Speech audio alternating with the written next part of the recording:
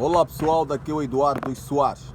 Mais um dia no nosso canal de Geopsique. Aqui é o canal onde nós falamos sobre desenvolvimento econômico das nações, falamos sobre geoeconomia, falamos sobre geopolítica, falamos sobre geoestratégia, falamos sobre comportamento humano. Isso, em suma, todas esses adjetivos que que eu acabei de falar agora com relação a geo, né, se resume na ação do indivíduo, isso é, no comportamento humano. Então, como o comportamento do indivíduo vai determinar essas políticas que a gente aqui fala. Tudo isso se resume em políticas, a economia é política. O que eu falo sempre, né? Aí os grandes filósofos falaram um dia, né, o homem é um animal político. Então, quando falamos sobre geoeconomia, estamos falando sobre relações humanas, política. Quando estamos a falar sobre geoestratégia, relações humanas, política. Quando estamos a falar sobre geopolítica, são relações humanas. E aí diz muito bem política, relações humanas, política. Então, eu parto sempre do princípio, eu falo sempre nas minhas abordagens aqui no nosso canal, né, que antes de entender cada modelo, como por exemplo, entender o modelo econômico, ou antes de entender os modelos econômicos pré-definidos que hoje nós conhecemos, né, como keynesianismo, como capitalismo, como socialismo ou comunismo, né, como os monetaristas, antes de entender essas políticas econômicas, eu procuro primeiro falar sobre a ação do indivíduo, isso é, como é que esse indivíduo toma as suas ações. Então, mas para isso, eu entender como é que esse indivíduo toma as suas ações, primeiro procuro ou busco entender o meio, porque eu parto do princípio, a minha teoria, que é a teoria da geopsique, ela parte do princípio primeiro como o meio influencia diretamente nas tomadas de decisões deste mesmo indivíduo. Então é sobre isso que nós falamos aqui no nosso canal, sobre geopsique, geografia, espaço, meio ambiente, clima, tudo à volta, todos os fenômenos ambientais que vai influenciar nas tomadas psíquicas, nas tomadas de decisões do indivíduo. Isso é, toda ação individual, toda ação de um grupo específico, toda ação do indivíduo, primeiro parte das suas conexões neurais que acontecem na nossa psique, no nosso cérebro. E essas tomadas de decisões foi uma consequência direta do meio na qual esse indivíduo está envolvido. Então é sobre isso que nós falamos sobre isso, sobre não sintomas, nós falamos sobre a causa. Então, falar sobre a causa é o que determina as tomadas de decisões do indivíduo. É sobre isso que nós falamos aqui no nosso canal de Geopsique. Muito obrigado pelo feedback do público, tem mandado aí muita força para o nosso canal Geopsique. Agradeço aí o público que tem mandado aí, se inscreveram no canal. Então busco mais apoio, por favor. É dessa forma que vocês conseguem me ajudar, podem me ajudar. Não gasta nada se inscrever, dar like nos nossos vídeos, comentar. Eu preciso de ter outras abordagens, eu preciso de ter outras opiniões com relação ao meu campo, a minha visão de mundo, né? É sobre algo que fala-se muito pouco aqui no nosso contexto, né? No nosso país, Angola, fala-se muito pouco sobre essas temáticas, sobre geopolítica, né? Sobre geoeconomia, fala-se muito pouco sobre essas temáticas. Isso é como é que a geografia teve uma direta influência, tem uma direta influência na tomada de decisão, né? Como é que a geografia condiciona na tomada de decisão dos indivíduos como consequência de determinados resultados sociais e econômicos que hoje nós conhecemos. Então, no outro vídeo eu falei muito sobre que o nosso clima, o nosso continente africano especificamente, ou os países abaixo da linha do Equador, né, que nós temos um clima ótimo para a sobrevivência do indivíduo, mas temos um clima péssimo para o desenvolvimento do indivíduo.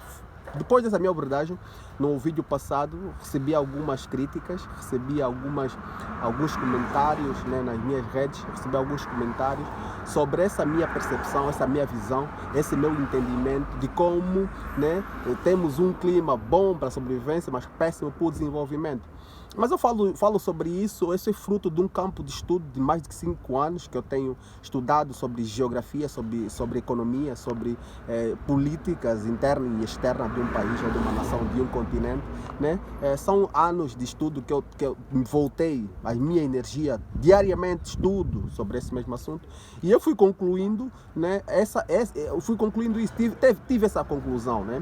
Eu procurei, antes de perceber os fenômenos sociais e econômicos que nós passamos hoje como africanos, de uma forma geral, ou dos países abaixo da linha do Equador, primeiro entender qual foi o fator determinante qual foi o fator determinante que determinou, desculpa o pleonagem, o fator determinante que teve como consequência a construção social que hoje nós conhecemos como Angola, como continente africano de uma forma geral. Então é sobre isso que eu falo, é sobre esse assunto que eu abordo nos meus vídeos, é sobre isso também que eu escrevo, porque eu sou escritor, sou pesquisador, me tornei escritor e hoje sou palestrante, falo sobre diversos assuntos voltados à geopsique, geoeconomia, geopolítica, desenvolvimento pessoal, principalmente. Então é sobre esses assuntos que eu falo. Então eu vou buscar aqui hoje, né, eu digo sempre, né, as pessoas falam, algumas pessoas no comentário disseram não, que o que condicionou o não desenvolvimento dos países africanos foi a colonização.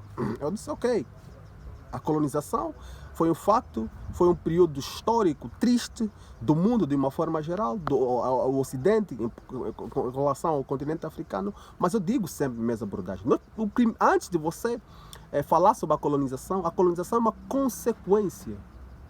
Okay? A colonização é uma consequência. Nós temos primeiro entender qual foi a causa, o que permitiu, o porquê que você foi colonizado. Ou por que você se permitiu ser colonizado. Essa é a busca do verdadeiro conhecimento. Para quê? Para que não aconteça o quê? Para que você não volte a ser um neocolonizado, ou não volte a ser colonizado novamente. E se a gente olhar para o nosso ambiente social, se a gente estudar pelas nossas políticas internas e externas de grande parte dos países africanos, nós voltamos a voltar a sofrer uma neocolonização do século XXI. Estamos a voltar a sofrer uma neocolonização. Né? Isso por quê? Porque infelizmente nós não buscamos a verdadeira causa, ficamos simplesmente a falar do sintoma. Né? Falamos de história, somos um bom historiador, falamos sobre como a colonização aconteceu, como nós fomos colonizados, como houve um arrancar de uma população de um espaço geográfico para o outro. Falamos muito sobre isso, mas eu busco sempre, na minha teoria da geopsique, eu busquei entender a causa, o porquê que nós fomos colonizados. Por que não fomos nós, africanos, a colonizar o Ocidente, mas sim o Ocidente nos colonizar? Temos que buscar esse questionamento, temos que ter esse pensamento crítico, dessa forma, profundamente. Temos que ter esse pensamento crítico. Então, eu falo sobre alguns fatores, pelo menos internos. Isso é, como o colonizador encontrou esse espaço territorial. Isso, como o colonizador conseguiu manipular, ou driblar, ou conseguiu controlar esse grupo social. Então, isso significa que se nós fomos colonizados, se nós permitimos ser controlados por um grupo social, significa dizer que houve uma fraqueza da nossa parte. Então, nós devemos primeiro entender quais foram essas fraquezas. Onde é que nós somos fracos? Até hoje. Onde é que nós somos fracos? Por que nos permitimos ser controlados até hoje? Por que permitimos? Então, eu aí falo sobre as condições geográficas que condicionou a tomada de decisão desse grupo social e que teve como consequência, no longo prazo, esse controle por parte de um outro grupo social, né? Uma outra etnia, um outro grupo social. Entende? Então é dessa forma que eu falo, entende? Eu falo que, infelizmente, nós temos um continente africano muito fragmentado. Fragmentado de que forma? Linguisticamente. Fragmentado de que forma? Etnias diferentes. Várias etnias. Nós temos mais de 2.000 etnias. 2.000 etnias, 2.000 grupos que falam línguas diferentes, têm hábitos e comportamentos diferentes. Então é difícil, no espaço territorial, que tens mais de 2.000 etnias diferentes, tens uma harmonia em termos de sociedade. Tens uma harmonia em termos políticos. Ou seja, um grupo que vai se tornar coeso para lutar por um grupo, por uma força externa e assim poder combater. É difícil.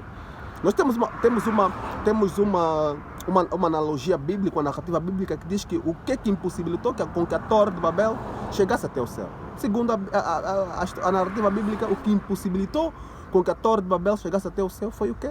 Foi quando Deus mudou as línguas dos indivíduos que estavam construindo essa mesma Torre de Babel. Essa analogia bíblica quer nos passar um ensinamento.